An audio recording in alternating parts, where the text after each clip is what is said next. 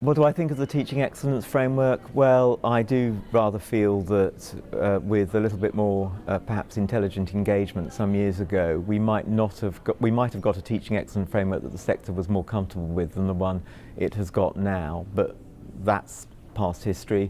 There is a teaching excellence framework.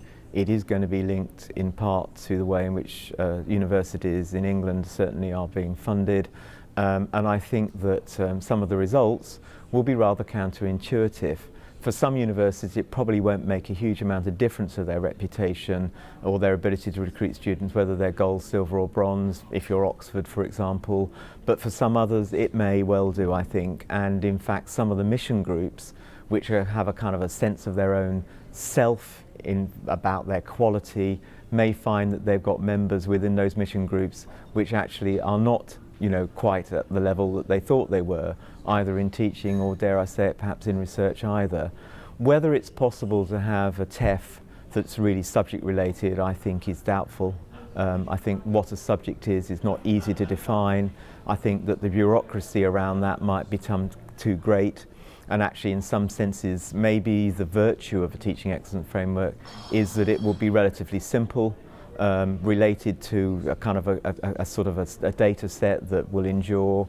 But I suspect that it will endure because we now have an Office for Students, and I think that the Office for Students and the government will want to have measures of what they call teaching excellence, and we know it's not just about teaching in the TEF, it's about other things as well, which actually somehow stand alongside the way in which universities can measure their worth through the REF in the future as well. I think the teaching excellence framework has some fundamental flaws in it.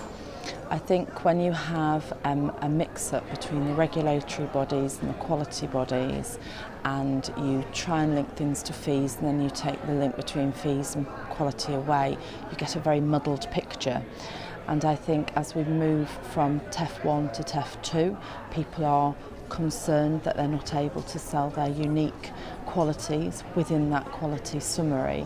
And I think as the talk moving to TEF 3 and subject level is gaining momentum, then universities are really challenged, because if you are a gold institution but you're only offering a bronze subject, what message does that send to your student who's a consumer who is accumulating a lot of debt to study with you? So I think it's a very complicated picture. I think we will be very surprised if it is sustainable in the form in which it has been described to us. But I think we have to get through TEF 2 as a transition year, and then let the dust settle, and then work out together what we do next. So the Teaching Excellence Framework, I think, does present institutions with an opportunity to showcase the excellence in teaching that perhaps hasn't always been visible to many in the public. The difficulty is, of course, that in many respects it will be seized upon as another proxy for quality across the sector, and unless universities are incentivized in the way in which the TEF can be adopted and played back out into developing the institutions, it's difficult to see how it has a long-term future. Well, the Teaching Excellence Framework is quite interesting, because I know to begin with there was quite a lot of opposition to it. I think it will endure. I think when you break it down to its component parts and what it's aiming to do, the motivation behind it is absolutely right. It is about demonstrating quality of teaching, quality of experience for students, and who's going to argue with that? I think the openness of the policymakers to look at the pilots, to look to see how it's operating in practice, is very important. So I think we'll adapt it as it goes along, but actually the premise of it is one that we would support as a university. And I think it's hard for the sector to really resist it, but of course the way in which you implement it and the improvements and the impact, positive impact it has, needs to be demonstrated. Well, it's of course a Conservative Party manifesto commitment. So I think the government think that they have the mandate to move ahead with TEF. So I think TEF in some form will endure. We'll have to see what the outcome of the pilots, the lessons learned from TEF 2 is. The government are committed to that, which is welcome. They've also pushed back the implementation of the next phase of TEF. So I think in some shape or form, institutional level TEF will endure. I think subject level TEF, I think there's a question mark remains about that. I think the main barriers to that are the practicalities of assessing teaching excellence at a subject level, which the sector and the government are grappling with, trying to work their way through how to actually do it. And the fact that it would lead to a huge amount of additional bureaucracy. And I've been in higher education long enough to remember the old teaching quality assessments of the 1990s, which of course got shelved in the end because they weren't particularly efficacious, and but they were hugely burdensome.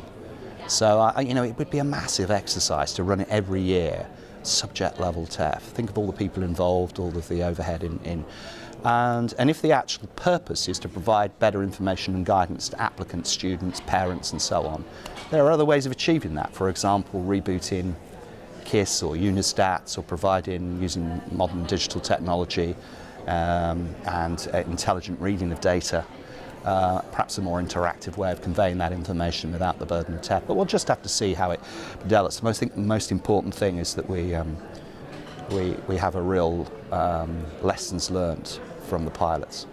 I think the framework, as composed at the moment, leaves many areas uncovered.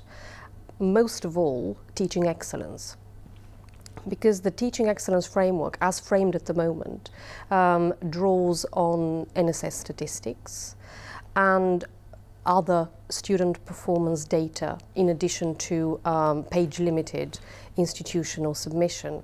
And it is difficult to see how it will achieve the outcomes it has set for itself in evaluating teaching excellence, particularly given its reliance on the NSS, where only a very small minority of questions actually ask about the quality of teaching. From the perspective of my own institution, we have 6% of undergraduate students who are captured by the NSS framework. So what would the grading of the teaching excellence framework say about an institution like mine that has predominantly postgraduate students? How are their voices captured and their experience of the framework? So I would like to see the concept of teaching excellence endure and grow in prominence at universities and for institutions who do lay a lot of emphasis on the quality of their teaching, like mine, to endure. So I'm fully behind the concept. The way it is proposed at the moment, I can't see that it will achieve the outcomes that it has set itself. And I think many institutions will be shortchanged, and I think more institutions will lose than they will win. It is also quite clear to everyone involved in the NSS that there's a lot of gaming involved in the NSS, and there isn't a direct correlation between an excellence of an institution and excellent NSS results. So in the same way, that would leave a question mark for me of how genuinely benchmarked TEF in its current proposal would be for institutions.